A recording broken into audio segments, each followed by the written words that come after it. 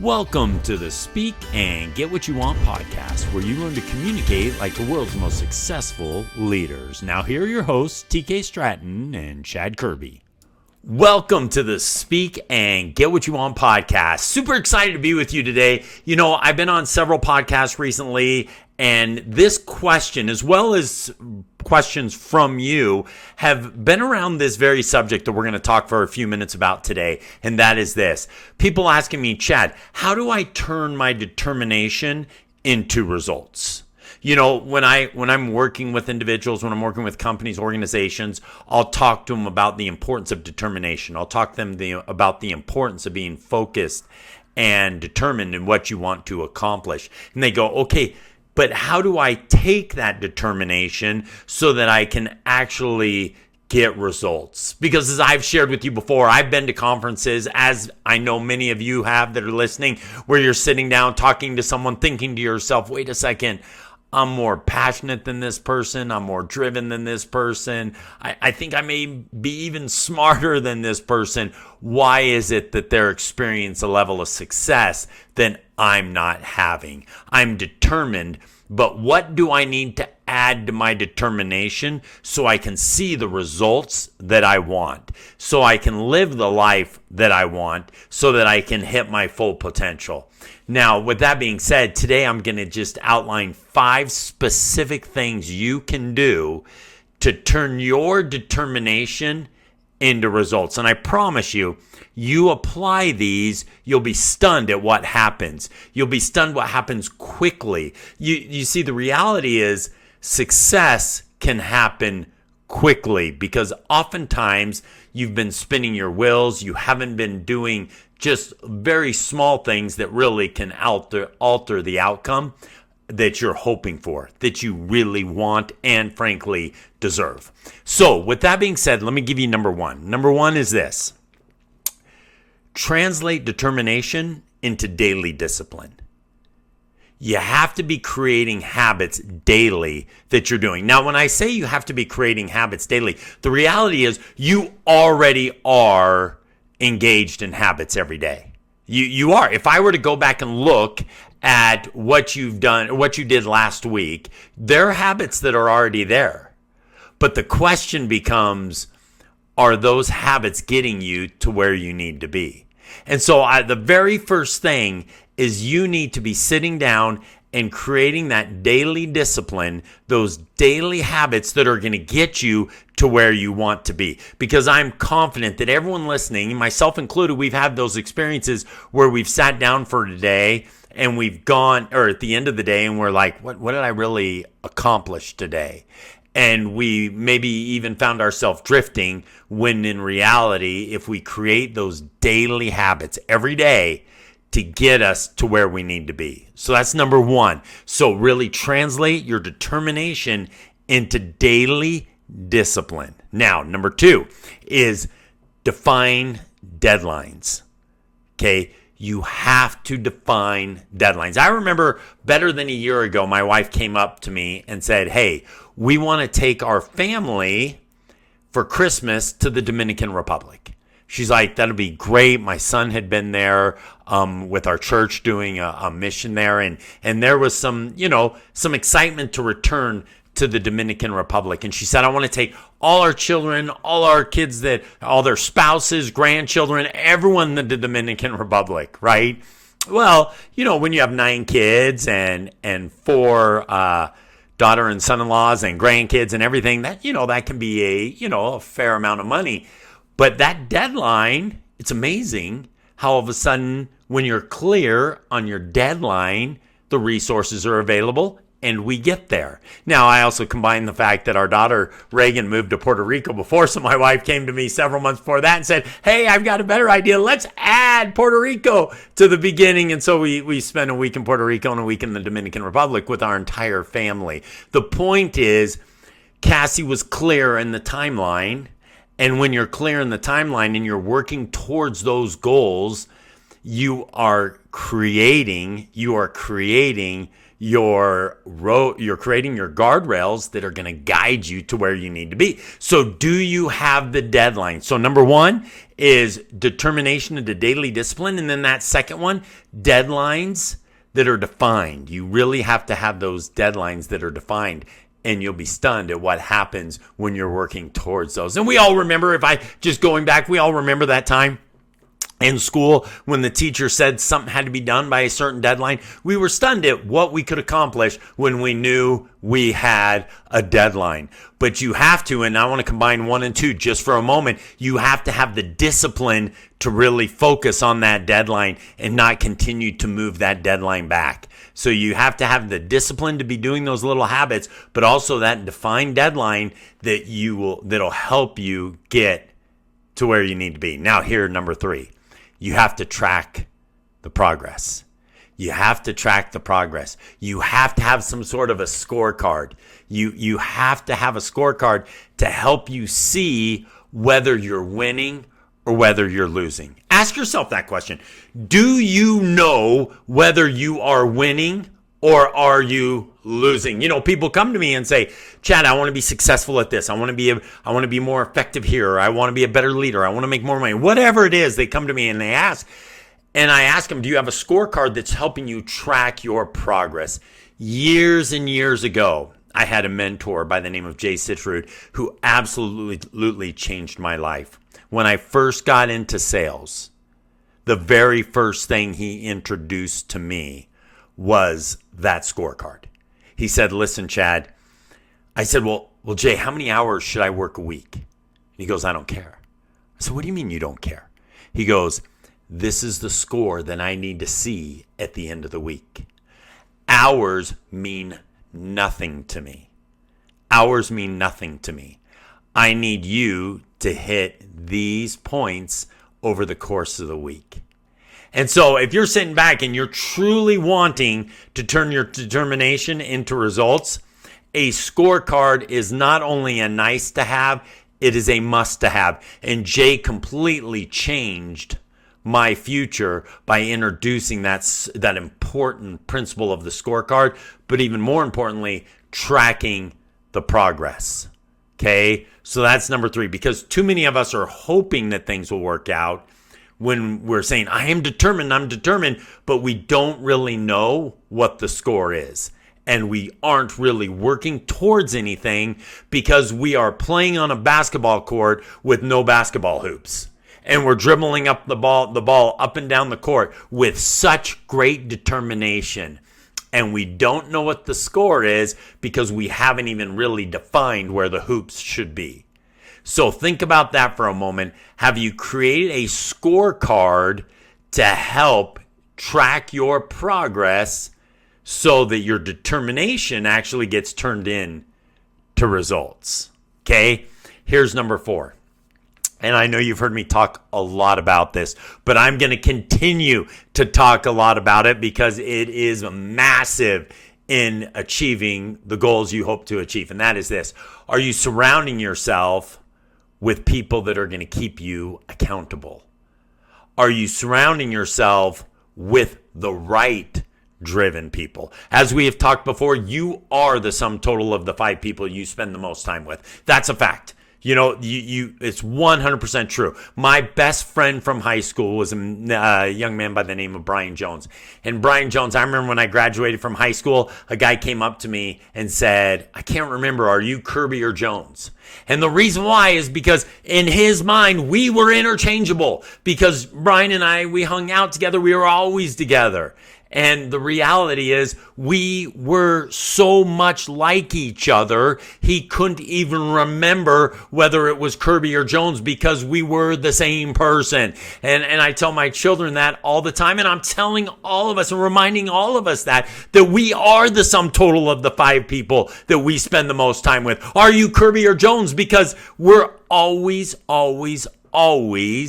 reflecting and acquiring the traits of those that we are spending the most time with. Now, when I just want to add one other point to that is if you can then also introduce a competitive atmosphere with those individuals. I remember, by the way, when I started my career in selling, there was another individual who started a month before me, and his name was Peter Van Monfrans.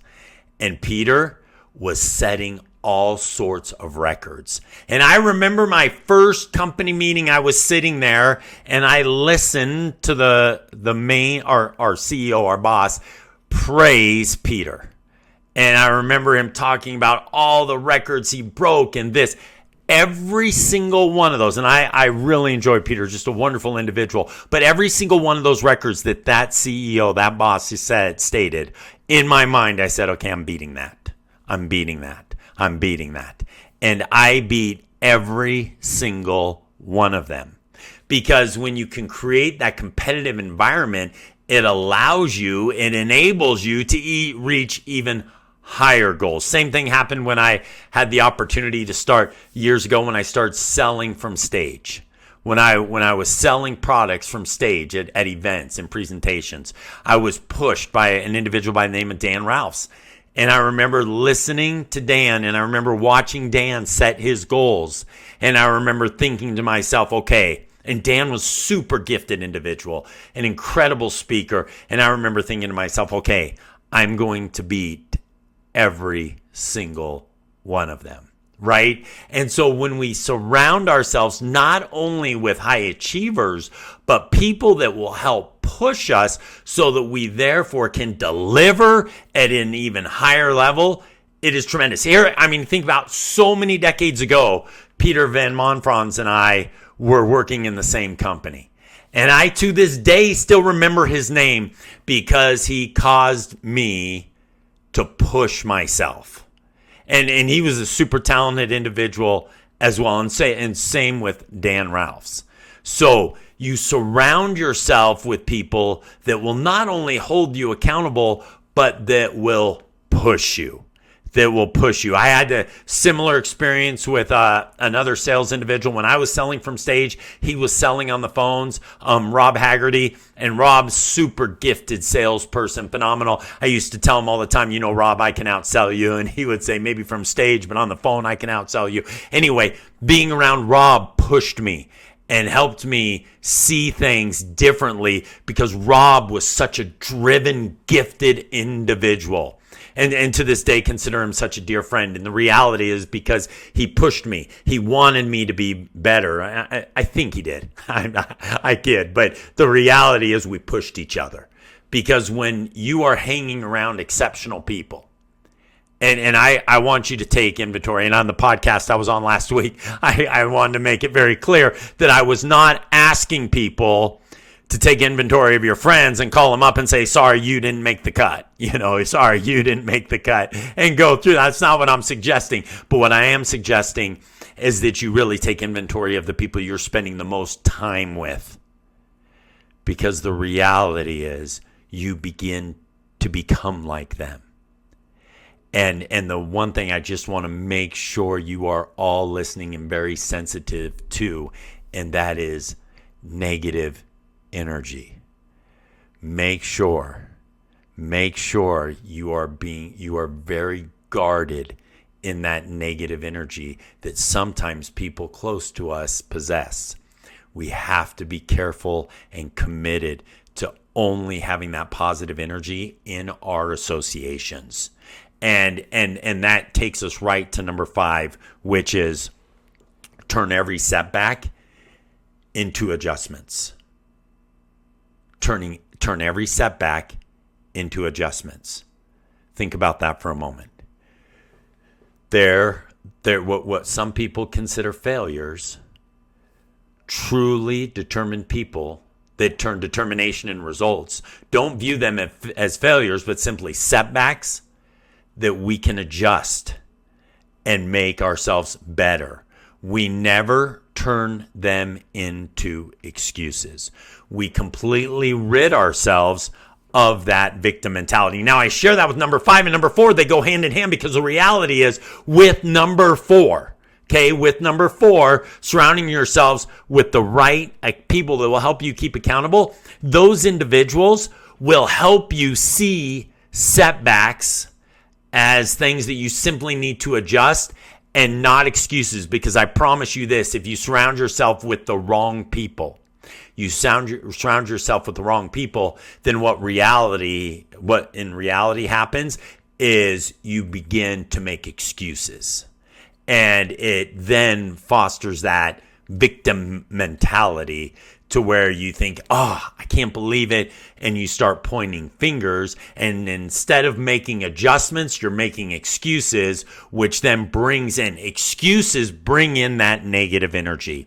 You have to be fiercely committed to only positive energy. And when you embrace that positive energy, and when you only associate closely, and I say closely, with those with that positive energy, you will be steamrolling towards success. You will begin to see your determination yield the fruits of results. And that's the reality. So let me just quickly recap those 5 powerful tools that will turn your determination into results. Okay? So first, the daily discipline. You have to take that determination and put it into daily discipline. Things you're going to do every single day to move the ball forward. One of the great traps we all fall into is we mistake busyness for progress, right? When in reality, and I heard it just yesterday or last week when I was on Morgan's podcast, and he said, we mistake busyness for achievement. And Morgan Peterson's one of the most successful investors. He's just a phenomenal individual. But he's like, yeah, we mistake busyness for achievement. And we do. Okay, so really take that determination and turn it into daily discipline. Number two, make sure you have those deadlines. Make sure you know when you're taking the family to Puerto Rico or the Dominican or both, right? Be clear in your determination of your destiny of where you're going to be. Okay, that's number 2. Number 3, make sure you're tracking that progress. Make sure you have the scoreboard that's going to help you track your progress. Okay. Number 4, make sure, and as I've emphasized over and over again, make sure you're surrounding yourselves with people that are going to hold you accountable. People that are going to hold you accountable. And again, as I talked about, even better, introducing that competitive piece of the equation. And number 5, turn your setbacks into adjustments, not excuses. And when you do these 5 things and you apply them to your determination, because as we have talked about before, the more clarity you have, the more determination you will have as well, because you get excited when you see the destination. There is a reason why when you were a little kid, you used to get excited about Christmas approaching, because it was a deadline. If for some reason Christmas was just whenever and your parents never gave you any idea, or whatever holiday you perhaps celebrate, it has to have the deadline so that you can really get excited about it. Then understand that those setbacks, they can't become excuses. Simply make adjustments so that you can get to where you need to be. The reality is this: determination is awesome. It's exciting. You get fueled by that determination. But if you are not doing those 5 things that I just outlined here, that determination isn't going to yield the results that you know you can deliver. Those results will come as you apply those 5 principles. It was great being with you all. Apply those 5 principles and you'll be stunned at the success you'll be able to achieve. Now go have a tremendous day. Bye now.